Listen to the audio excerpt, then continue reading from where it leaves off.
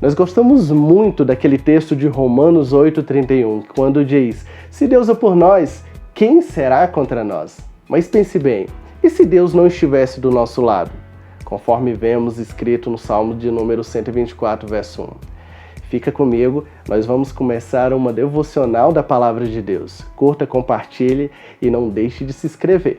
Chega mais! Entre os textos mais populares da Bíblia, temos o registrado em Romanos 8,31, quando Paulo retoricamente pergunta: que diremos, pois, a estas coisas? Se Deus é por nós, quem será contra nós?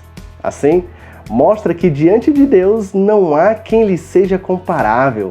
Se Deus está conosco, se Deus está com você, está comigo, o resto é palha, sem valor. Nós temos o mais importante. Mas se pergunte por um momento, poderíamos levantar uma questão: e se Deus se colocasse contra nós por um momento? E se Ele não for favorável em relação aos nossos projetos?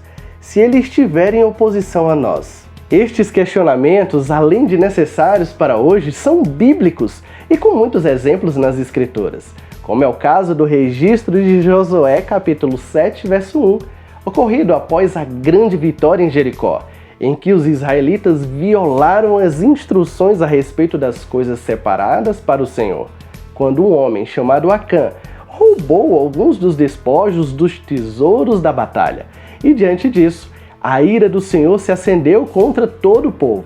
Temos também o próprio Jesus se opondo à igreja de Éfeso por terem abandonado o primeiro amor, conforme vemos em Apocalipse, capítulo 2, verso 4. Ou mesmo quando Jesus, entristecido, mostra a incredulidade de Cafarnaum e diz que no dia do juízo, Sodoma será tratada com menor rigor que a incrédula cidade, conforme vemos em Mateus capítulo 11, verso 24. Diante destas e de outras inúmeras evidências, certo é, Deus é bom, santo e justo. E essa é a nossa maior dificuldade, pois nós não somos caídos e depravados. E é por isso que somos alvos da disciplina de Deus e passíveis de sua reprovação. Assim, devemos compreender que nem sempre raciocinamos em conformidade com os pensamentos de Deus. E pode ser que, à semelhança de Pedro, conforme a narrativa de Mateus capítulo 16, verso 23, nós sejamos repreendidos pela nossa falta de senso das coisas de Deus. O problema não é apenas o pecado, mas o pecado não confessado, o pecado que não traz junto com ele arrependimento. Nós precisamos chegar diante de Deus em arrependimento, sabendo que Ele é superior, é soberano. Não é difícil imaginar o que aconteceria conosco se Deus se colocasse contra nós definitivamente. Imagine, se o Senhor não estivesse ao nosso lado, quando os nossos muitos inimigos nos atacassem. Eles nos teriam engolido vivos com a sua ira ardente contra nós.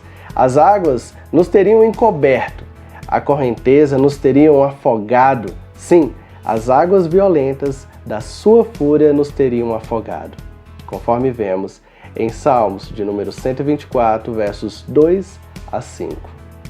Mas louvado seja o Senhor pela sua grande misericórdia demonstrada apesar de nós, que não permitiu que nós fôssemos despedaçados.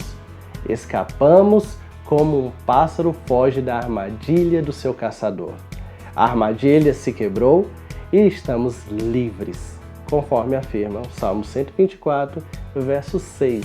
E assim, felizes são os que entendem que o nosso socorro vem do Senhor, que fez os céus e a terra. Então não sejamos encontrados como quem está lutando contra Deus, mas devemos nos humilhar debaixo da sua poderosa mão, para que ao seu tempo nós sejamos exaltados, conforme vemos em 1 Pedro capítulo 5, verso 6. E por fim, eu dou graças ao nosso Deus por meio de Jesus Cristo, porque agora nenhuma condenação existe mais para aqueles que estão em Cristo Jesus, que pararam de andar segundo a carne, segundo os desejos da carne, e nem estão lutando contra Deus.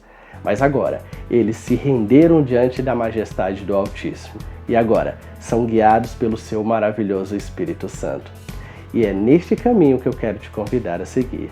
Que Deus te abençoe a sua vida, a sua casa, e que você possa ser abençoado por meio da graça ofertada do céu.